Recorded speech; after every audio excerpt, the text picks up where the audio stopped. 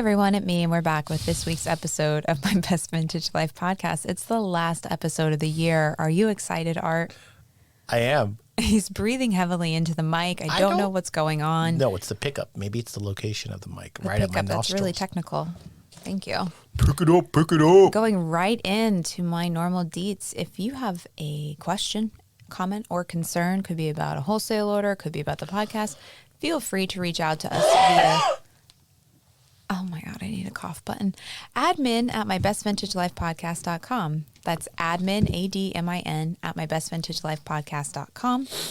Follow us on social media, TikTok, Instagram, Pinterest.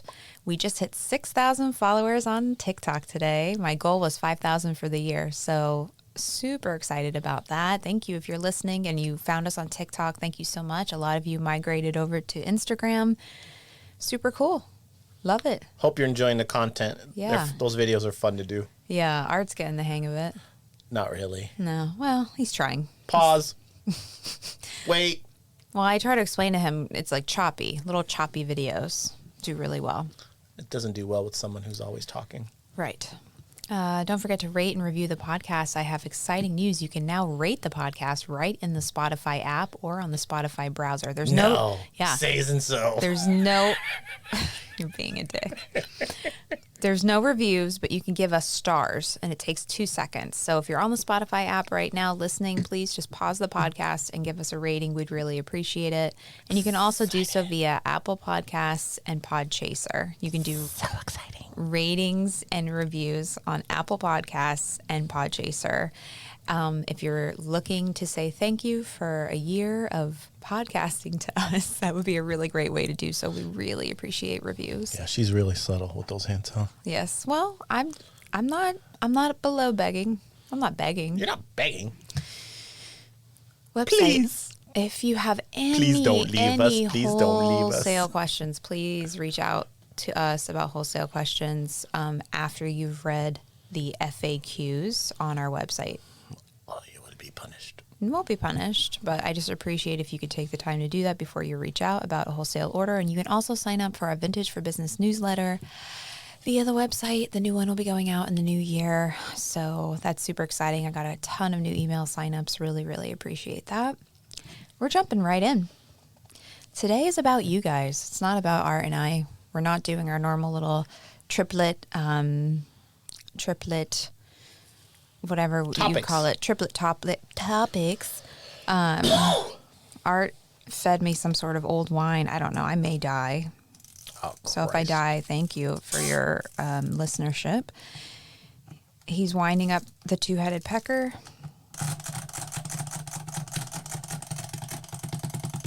Ooh! It's all worked up today. Yeah. It feels the energy. The energy, okay. Some BDE going on. So, I mean, that's DD. That's DD. Oh, that's right. Double donga. Okay. I'm sorry. I'm very immature. Okay. So basically what happened is I reached out on Instagram with one of those little question stickers and gave you all the opportunity to tell me or tell Art and I something you've accomplished. And it didn't have to be vintage related, although I think almost all of them are. And I am not going to be doing them chronologically. I hate it because the only way to collect that data is to take screenshots, and it's a pain. But there's no other way to collect the answers. And just so you know, if you do this on your account, the answers, like the story, disappear after 24 hours. So make sure if you're doing a survey of people to collect the data before everything disappears. Hence, take screenshots. Okay. We're starting first. I'm going to read your Instagram names. Nobody told me that I couldn't say these. I think I said I was going to do them anonymous, but nothing here is really that bad. So we have at Wild Thing Vintage. All right. She said confidence with pricing. Oh. And raising the bar of quality and listing consistently. Those are all really great. Oh, absolutely. Yeah. Pricing is a tough one, especially right now with everything going on with inflation, which we talked about last episode. And yeah, it's educating yourself and also finding that sweet zone between profitability and blowing away. stuff, you know, giving it away. You don't want to give it away and you don't want to overprice. So it's fine. It's nice to find that sweet spot. You don't want to give it away because people pick up on that quick and then you set the tone. Oh, yeah. And it's hard to retrain them. Like, okay, this is going to be our pricing now. It's better to have like a happy medium from the start. And as we said before, the happy medium is subjective to so many things. Oh, yeah. That's been a Baz curse. We were known as the lowball Baz boys.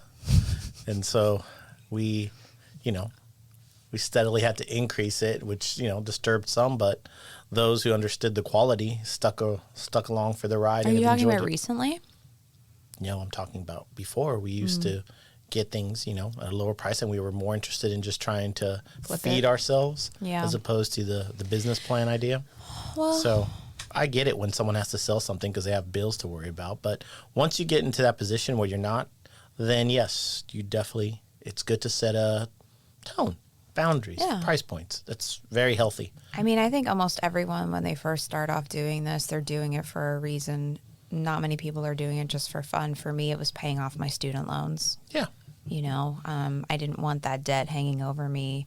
My goal was to pay it off in under 10 years. And I literally, any money I made, I just, you know, if it was cash, I went to the bank, deposited it, and applied it to whatever loan had like the highest interest rate. You know, that was for me, that was my goal. And for some people, it might be an extra $1,000 a month. Yeah, extra or paying off a car, or, you know, whatever it may be.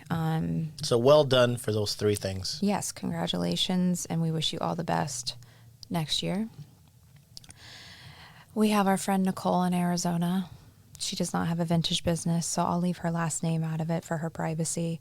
But she wanted her daughter to have more vintage and to reuse items rather than buying fast fashion. And I have sent her little angel some clothing in the past, so I'm always happy to do that for people that have kids. Even though Art recently sold off most of our children's vintage, there are still many pieces of it around the warehouse, and it'll continue to come in. He just didn't want to hold on to it in a bulk sense. But congratulations to Nicole for doing that. I think it's a really great thing for kids. I never really understood like the people that buy their kids ultra expensive clothes. I could understand wanting to be more sustainable and maybe buying them, you know, like an organic cotton swaddling blanket. But, you know, people who buy their kids like Gucci shoes, it's just very weird to me. Yeah. But the turnover is so fast with kids, you know. Oh, absolutely. The sizing is just insane. And some kids grow so fast. And it's like a good education you're doing for her, Nicole, because you're teaching her so many different things on so many levels, and also a sense of style. Vintage style is the best style because it encompasses almost everything. You know, she'll find her character in there, which is cool. Nicole and her husband are very creative people, and you know, she has exquisite taste. So, yeah, nice. So thank you, Nicole, for that response. We have our friend Megan. Our Megan? Yes. The one that took the picture? Oh, yeah. The autographed picture of me instead of all those wonderful gifts in the treasure chest? We have a new treasure chest at work. And we're filling it up. Yeah, she could have been our first prize picker, but she actually opted to take an autographed picture of Art.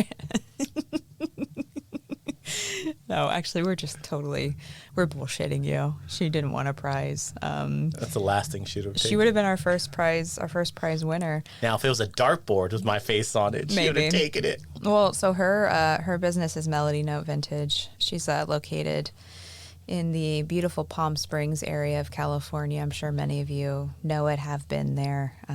But if you haven't or you're not familiar with it, it's a super cool place. And her thing was that she didn't go out of business or kill a customer. She didn't kill a single customer. That's why me and her get along. Yeah. Because she's so brutally honest. Yep. And it was a tough year, and some people really tested your nerves, and so did government test all our nerves. But what I like about the business sense. What I like about Megan, and I don't want to go like too much into her personal stuff, but she's very conscientious of money and her finances, and I think that that's really important. You know, some people, when it comes to owning a business, and I'm not even just talking about vintage, they have that passion for what they do, but when it comes to the business part of it, they're lacking. Well, she's a dinosaur. She's a dinosaur. Yeah. And I mean that, well, not that she's extinct or soon to be extinct, but in the fact that under her breath right now, she's going, fuck. It's a compliment, you know. Well, she always says she's not a curator. She's a rag dealer. Yeah. She's seen it all for sure. She's seen it all. Okay. Here we go. Just see, I have one more on the screenshot. Well, first off, this person thanked us for all that we do. So you are very welcome, Electrical Banana Vintage. They're just grateful to have stuck with it even during the hard times. Yeah. Absolutely. I think that's a really great one. You know, sometimes when we sit back and reflect on things that have happened to us or goals we've achieved, sometimes there are real specific things I think that we can think of, but sometimes it's like the big picture item, you know, the overarching theme of our life, whether it's a week, a month, a year, whatever it may be. Yeah. Do you have anything to add to that, Art? No. No? Okay. Hang on one second. I'm going to jump around here. This is a really great one. This is a local guy, Ghostface Thrifta. Ghostface Killer? What? Thrifta. Ghostface Thrifta. Clever. He is local, and I love it because Slimer is his... I always know it's him because Slimer is his icon, his photo, his avatar is Slimer from Ghostbusters. Oh, that's fun. I think it's Slimer. I mean, yeah, it's lime green. It's very easy to know it's him, so good call on that. He said he has successfully taken a break from sourcing and selling in order to focus on his mental health. I think that's really great. Absolutely. Yeah. You do what you got to do for you. You know, if that means taking time away from music, taking time away from the competition of, you know, being in the bins with everybody else, you take that break. Yeah, and he's in the local t-shirt scene. I feel like that scene can get like cannibalistic. 100%. I'm not talking about literal cannibalism. I'm just talking about, you know, the energy. The energy, and also it's very speculative, you know. Just because a t-shirt sold for $3,000 last week doesn't mean the same exact t-shirt's going to sell for that. So if you jump in too high, you're left holding the bag.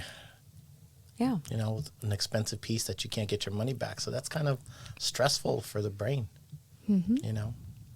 Yeah. So, I mean, I honestly, I've been telling everybody, my mentees that I've been talking to the past few weeks, especially these last 2 weeks, anybody I spoke with, you know, it's it's time to just focus on next year. This year is what it is. You did what you could to finish out strong. Now it's time to focus on the future and positivity and take some time for yourself. I'm personally taking some time off in January. I can't wait. Did you approve that with your boss? Yes, I did. Okay. Yeah. In writing? In writing. Okay. It's on his calendar. You know the rules he doesn't that have a you new made. calendar yet. Hey, you help make them. Okay. Gotta have some boundaries. All right. We have Thrift Planet. She says that she's gotten an amazing wholesale vintage dealer in Italy and 2 more employees in her shop. Good for her. Yeah. Growth is great. That was kind of my thing. When pre-pandemic, the start of it all, I looked at it as an opportunity for growth, because usually when there's panic, it's just the same thing with stock market. People are fearful. People contract. People want to dump things, get rid of things. It's a roller coaster. Yeah. And if you've got the fortitude to understand it's the best time for growth, you know, seize it. Yeah. Go for it. Well, and I'm always happy to hear that people in Europe have found a dealer, because a lot of people reach out to us, and it's not that it's impossible. It's just, it's expensive. The shipping is what's expensive. It's shipping to Europe is expensive, and in the quantity and the volume that people want, it's hard. I mean, we'd be more than happy to help you. It's just, I almost feel bad, you know, because of the cost associated with it. So if you can find someone within Europe to source from, you know, I'm so happy. It makes me feel like, okay, well, I wasn't able to help them, but at least somebody else is, as long as that person is. Yeah, and then we can even help them, direct them to the right place. Yeah, well, it sounds like she's very happy with her Good. source, so that's all that matters to me. Our friend Raina, Born to Roam Vintage, she opened a store this year, which is one of her longest standing vintage dreams. So her place is in San Francisco. It's called Sunday Market, and it's kind of like a collective. It's a few other people. Her friend Megan makes ceramics, and it's also like Demi Moore style. She told me. She told me she said I can hear come Megan and help. laughing. She told me I can come and help. And then also Isadora, she was on the show from Backbeat Co. She has some product in there. And then a lovely plant outdoor type store called Sierra Water Gardens. They are there as well. And they're next to a hat dude named Willie. Willie One Wipe. No. Well, he's not listening. So. No. Anyways, congratulations, Raina, and all the other ladies up there. And we're very proud of you. Obviously, we think very highly of you, and you've become like family to us. So, way to kick some butt. And we miss you. And it's cool. Raina used to sell vintage out of an Airstream. And then she was kind of doing online stuff, and she does natural dye, and now she has a brick and mortar. So she's really kind of done a little bit of it all. Yeah. Yeah. And this is I think she'll have one more big step after this. Yeah. Yeah. Next year. Okay. Yeah.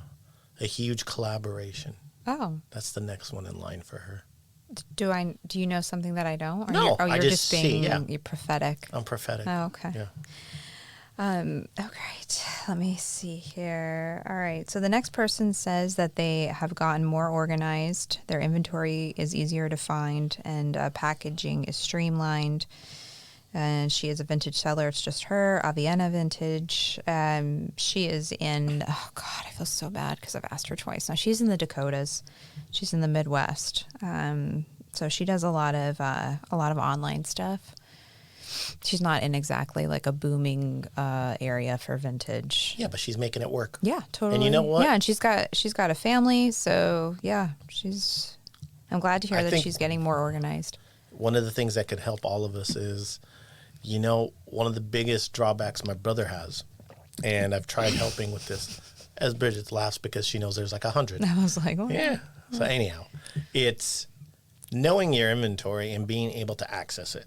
We don't deal just usually in one or two things, so we're always needing anywhere from 50, 200, 300, or 1,000. And 9 times out of 10, we have it. He just doesn't remember, and he goes and buys it while it's sitting here. So a lot of times, just slow down, work your inventory in a way that you know where it's at, and access it. Take the time. Don't be in such a hurry to appease a customer.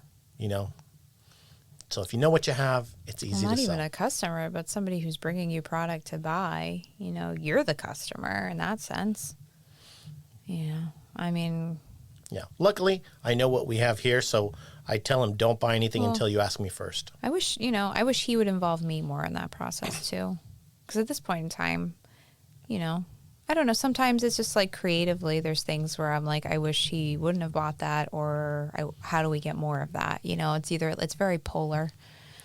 Yeah. It's always after the fact. Mm-hmm. That's what's annoying for me too. Yeah. So. I represent that feeling. Oh, thank you. I second that emotion. Okay, next, this person taught themselves how to sew and will be releasing an in-house line using reclaimed textiles. So if you're interested in that, check out Rusty Bourbon Vintage. That's very cool. I'm always absolutely. It's just something to admire, people who teach themselves a skill, and I think that's really one thing that helps. Especially during the weird times we've been in, some people have had a little extra time, or they've had to figure something else out. Like, what else can I add to this to make it work? And sewing was a big one, I think, for a lot of people. That and knitting, darning. So, What is that? You go running around saying darn? Like repairing like sweater holes. Oh, I'm good at that. Yeah. I've done a few here, and I've done a pretty good job just with my hands. It's really calming. And a seam ripper. Yes. I remember, and I don't really like sewing buttons anymore. I've hired someone for that. He just sits around, wait for me to give him buttons. Well, one of our employees is very good at sewing buttons. Teasing. He's quick with it. But I love patching things. You like to put patches on? No, patching. Which as in repairs. Yes. Like with the garment underneath, like, using Do you indigo. hand stitch? I do. You do? I do. Oh, I'd like to see that. Yeah. I do a really nice Boro hand stitch. Boro? Yeah. Okay. All right, hang on here. Key to that is thicker yarn. Don't use thread, really. Use a little thicker. Cotton, no poly. And make sure you use materials and fabrics from the same era. I'm okay with a hand stitch. I actually repaired one of my horse's fly masks this year. I did a pretty good job. I used an embroidery needle and some thicker thread, just because the company that I usually get my fly masks from this year, they were awful. I mean, Art saw them here when they were drying, just like they fell apart so fast. But I was like, I'm not throwing this away right away. So, all right. Our friend at Shop Goodwitch, they hired an employee. Very cool. That's a big step. That's a huge step. It's a huge step in trust, and it's an expense. I think I'm trying to think how long ago the episode was I did on hiring, but we have an older episode about that. But, it's something we struggle with here, that's for sure. So congratulations on that. I hope that they work out for you, and if for some reason they don't, at least you have a learning experience and something to move on from. Yep. Did you have anything else you wanted to add about the employee thing? Good job. Good job. Okay. All right. This person, they had their first pop-up on Island after selling online for over 7 years. It was a success. They're surf in the city on Island. I'm safely assuming they're either Australia or New Zealand. Let me look really quick. I don't want to be rude. Maybe Iceland? She's in like a summery blouse. Orcas Island. Orcas Island. Like the orca? Where the hell's that? Now I feel stupid because I am good. Art, you can ask Art. All right. Orcas Island's got to be in the Arctic. So good with geography. This is embarrassing. Orcas Island. Where the hell? Oh. Off Washington coast? It's Washington. Told ya. But the weird thing is it doesn't come up because it's below the border of British Columbia. Okay, so these are the islands that Fraser. No, not Fraser. No, Snow Falling on Cedars. The book, there's a fictitious island in the book, and it's like supposedly was set in this area. So I apologize. I was like Australia, New Zealand, because I just think automatically like mainland. So I'm going to go back now to their post. That's why you don't go up against a Trivial Pursuit king. The Moors or the Moops. Moops. Okay, so they had their first pop-up on the island after selling online for over 7 years, and it was a success. So that's okay. We talk a lot with different sellers about traveling to pop-ups. This person had to leave their island to go do a pop-up. I'm actually kind of curious. If you don't mind messaging me, I'd love to know what the logistics were like for that. I'm assuming a ferry with a large vehicle, but still. Ferries drive? I know you put your vehicle on the ferry, but I'd just like to know. Like a ferry boat. Like a ferry boat. Yeah. Like the Tooth Ferry? Yeah. Yeah. Ferries came and they lifted the car and they lifted all the vintage and they flew it on to Seattle. Sure. Okay. Anyways. Well, that is very interesting, and congratulations. That sounds stressful. No way. It sounds fun. Well, it does sound fun, but it also sounds stressful. What isn't? And you make me sound like George Costanza. You are. Okay. I must be Kramer. This is a fun one because they sell mostly handbags. 100th vintage handbag sale. Many thanks for dropping your sweet vintage knowledge. That's Flower Child Vintage. They do a lot of Coach bags. Oh, nice. Yeah, really pretty ones too. 100 bags in 1 year? I don't know if that's in 1 year or since they started their business. Wow. Either way. That's great. That's a lot of bags. Yeah. Way to go, especially finding them. Niche, it's a very niche thing, bags in general. And then when you sell a lot of one specific brand, and then the sourcing. So congratulations. That's very, very cool. And the quality. Mm-hmm. Yeah, because some of those Coach bags get gnarly. Yeah, like they were in second Coach. Like they were in Coach. Right. Yeah. There's second Coach on the train. Oh, I was talking about a plane. Of course. Yeah. Yeah. Because I told you I just watched that. I'm rewatching Seinfeld. Oh, I didn't do my obsession at the moment. I am watching a lot of Seinfeld. I watched the episode when Elaine is in Coach and Jerry takes the, like a dick, he takes the first class seat with like the pretty model and they're eating the big ice cream sundae. He paid for the tickets. He can sit in first class. Well, I can't remember. Oh, he says that he can't go back to Coach. I treated myself and flew first class once, and I will admit, I remember sitting there thinking, and that was my last flight. That's the last flight I did, and then the pandemic started, and I haven't been on a plane since. And I remember thinking, this is going to suck because I can't do this every time. All right. Last set, I think. Hang on. Yep. Okay. We have Heidi, Mixtape Vintage. Hi, Heidi. Hi, Heidi. She moved locations, which I already knew. She created her website, increased sales, and started ordering from us, which is all very true.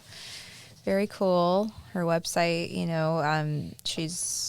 she's chugging away at it, and I have quite a few people, especially people that I'm mentoring, that are doing that little by little. And I keep telling people, like, a website, when you start your website, it does not have to be perfect right away. It does not have to be a finished project right away. Websites, I'll tell you this much right now, they are almost always a work in progress. There's something that you need to edit, something also, that you it doesn't need have to to be a change. huge investment of money. Yeah. I mean, I really recommend Shopify to people, even with what's going on right now. I think that whole thing's getting really blown out of proportion the more and more I read about it. Like a basic Shopify store is $29 a month. You can do a lot of email marketing there, but obviously if Shopify is not your cup of tea, that's fine. There's Squarespace, Wix, Weebly.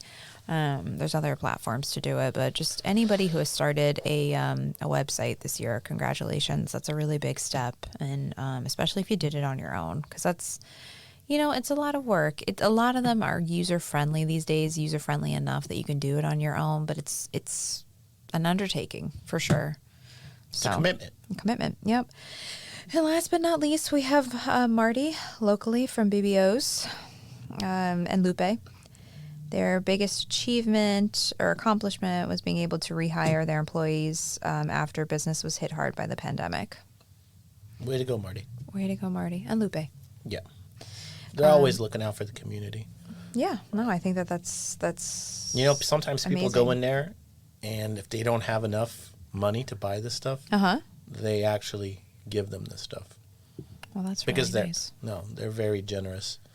They do a lot of philanthropy, a lot of fundraisers, a lot like of time. Raffles and stuff like that. Yeah, sometimes I think, man, dude, you're wasting your time doing all this other stuff, but it gives them a different sense of purpose and joy, and I get it. It's because you're in a different business. You're not in the retail business. This business, what we do, is not part of the community. We're part of a global community. They're part of a local community, and there's a big difference. Yeah, no, that's why I applaud it. Yeah. They put a lot of time into their fashion shows, hiring like the best models around to help them, and then donating clothes, styling, so it's always doing something there. I've been talking about this with my mentees, and I think it's really important that if you are in an area where there isn't a big vintage scene, now in Fresno there is, but let's just say you're not. There wasn't. Okay. There wasn't. So there was. Right. I mean, there wasn't in most places, right, except for like big cities. Yeah. And it takes a few people with courage to start it.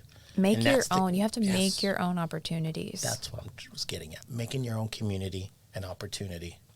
That is not what you were getting at. 100%. I was getting at it first. Yeah, but I was agreeing with you. Yeah. Make your own opportunities. Think outside the box. Be philanthropic if you can afford to. I think that's good karma. And that targeted philanthropy.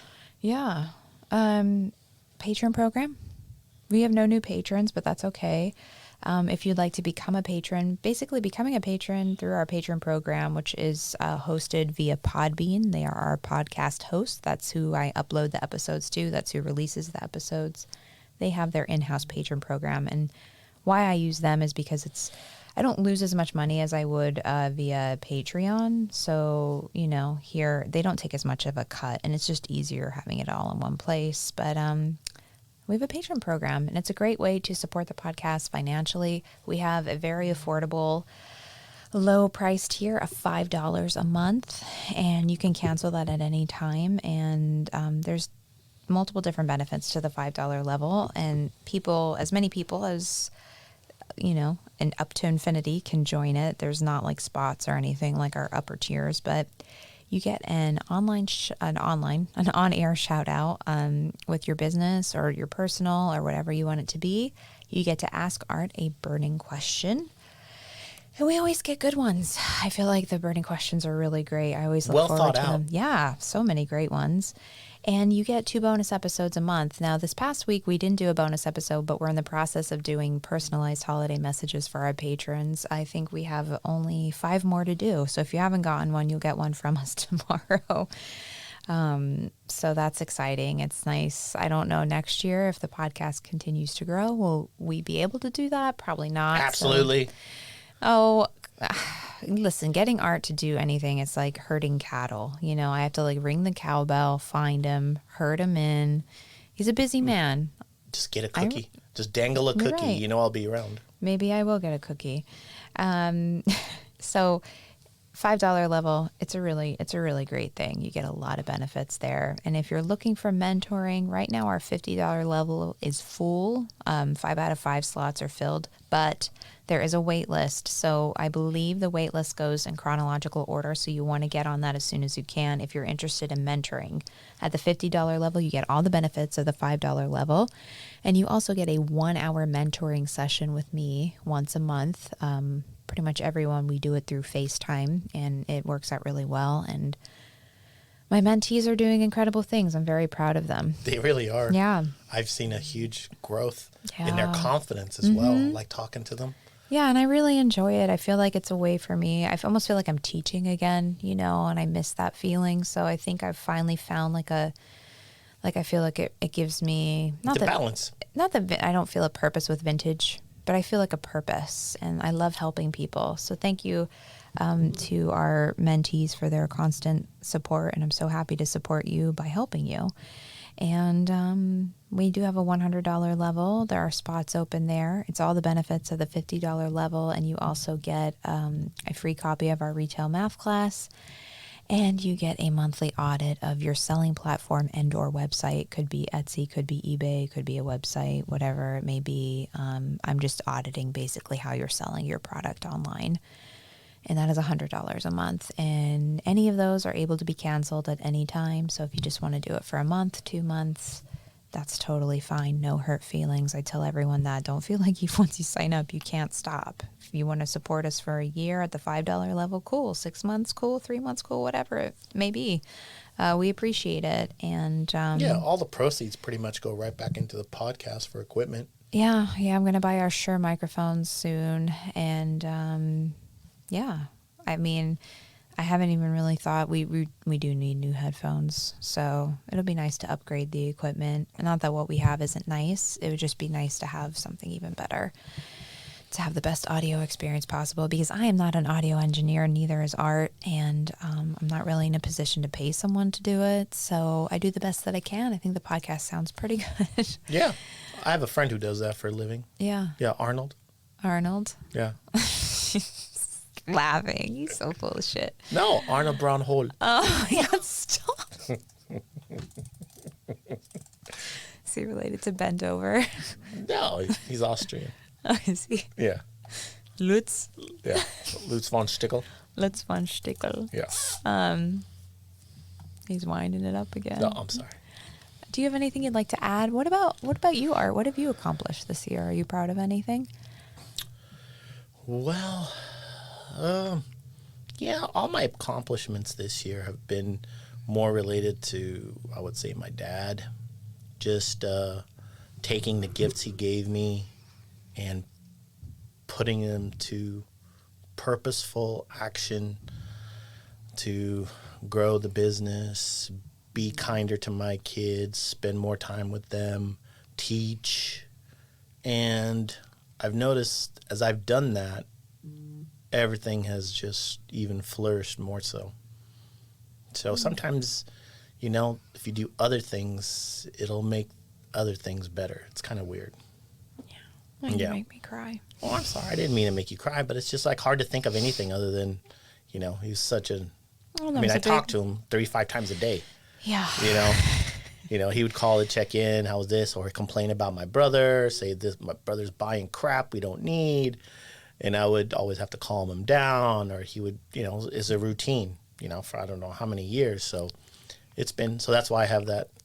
Every morning I go into my office, he's there, and I talk to him and start laughing a little bit, and then I mimic his voice, and then you'll start mimicking, and then I'll say some of the stuff he said to you, and we both crack up, and we start the day positively, and we go kick ass. You know?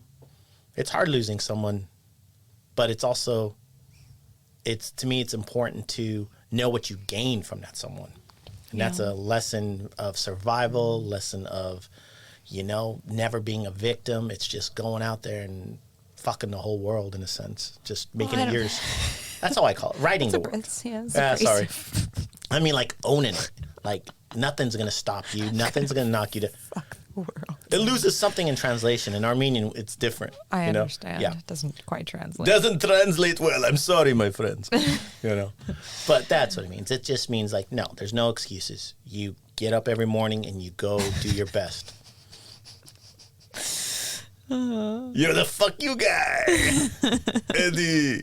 That's from Eddie Murphy. Oh, you love Eddie Murphy. I do. Anyway. Okay. And I know you have 1,001 accomplishments this year. So. I don't know. I mean, it's hard to really pinpoint one. I could tell you 20 about you that you've accomplished this year.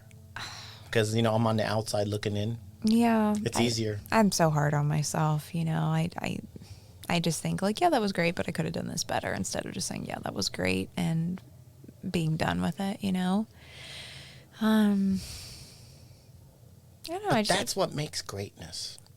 Is the ability to not be content with mediocrity. I just getting through my move with the new house, that in and of itself mentally was, because of all the issues we had with the person that was doing the work at my house, was a nightmare. That in and of itself, and losing the dogs, just kind of, you know, having the morale to get through. Exactly. You should be so proud of what you've been able to accomplish this year. I miss the dogs so much. I know. It's hard. It's hard not walking through the office and looking for a little thing that used to trip me about 3-4 times a day. So hard. Yeah. We have a really beautiful picture of them, Art and I and the dogs, in my office. So I'm looking at it right now. Yeah, we'll post it for you. I have. You have. Yeah. But just, you know. But, you know, losing that unconditional love was very hard. But, you know, I'm happy now. I love, like, going back to the house and losing the dogs. Like, I finally feel, like, happy in the house. Like, for a long time, I had so much, I mean, you know, like, that bitterness about all the shit that got messed up and didn't get done right, and stuff that I still need to do that was supposed to have been done. And, you know, now I have the cat, and he's so good and so sweet. So at the same time, yeah, they were awful. Like, not awful. I mean, there's way worse things that could happen to a person, but they were tough things to go through mentally and physically and emotionally. And but the goal is we persevere. We don't feel sorry for ourselves. We take it and we go and conquer. That's how it happens. And that's what you were able to do. You picked yourself up and you said, you know what? Yeah, there's a lot worse things happening to people around us, around the world. There's, you know, so let's just do the best we can do and motivate and help. And that's what gives us a sense of purpose, is we love helping you guys, you know? Yeah, you know, honestly. Those stories are so fun. And then when I hear about somebody who went and tried something, and you know what? Just because you try something, it doesn't mean you're supposed to succeed. It means you tried it and you learned from it. I've learned more from failures than I have from successes by far. And that's the way it's supposed to be. You know, you look in the mirror and say, okay, some things were out of my control. The experience was cool. Yeah. All right, what can I do differently? Yeah, getting out of your comfort zone. Yeah. Doing things that scare you. You know, the one thing that I did this year that like has absolutely nothing to do with fashion, but I really surprised myself was when there was the fire at my barn. That like, I still look back at that and think like, I never thought I could be so brave. Calm, I didn't collected. talk about this at all to any of you guys. So, back in September, I went out to see my horses on a Sunday at a random time I never would have gone, and I got delayed for whatever reason, something at my house, and I was cat sitting for a woman who has a horse at my barn. She's my neighbor. And as I was driving out to the barn, I hit a certain point where I could see smoke. And it was one of those things where as I got closer and closer, I knew exactly, like it was all the pieces were falling together. And it was the field directly behind my horses.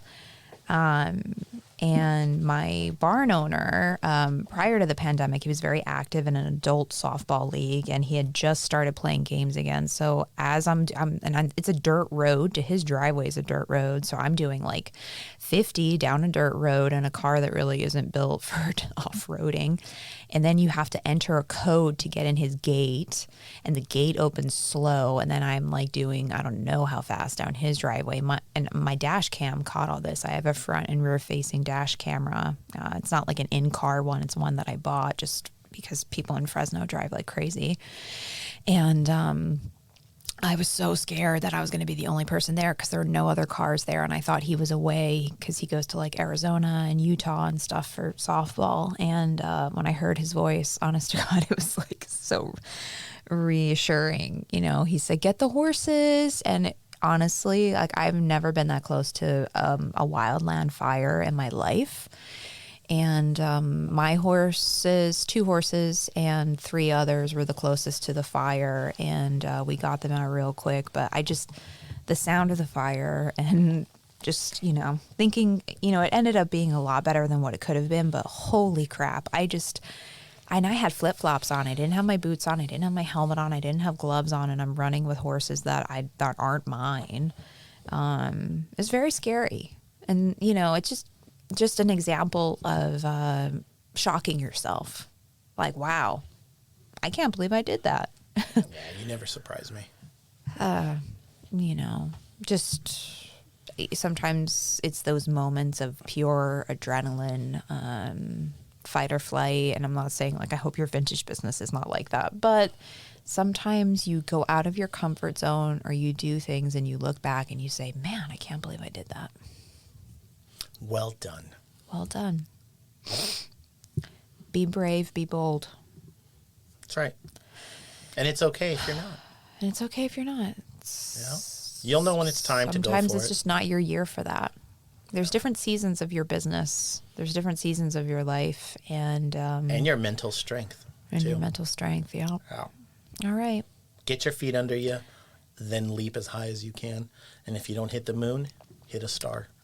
Well, I know in previous episode, I believe I wished everyone a happy Hanukkah. Art and I celebrate Christmas, different Christmases. He celebrates Orthodox Christmas. I celebrate December 25th Christmas. And if anybody out there celebrates Kwanzaa, happy Kwanzaa and happy New Year.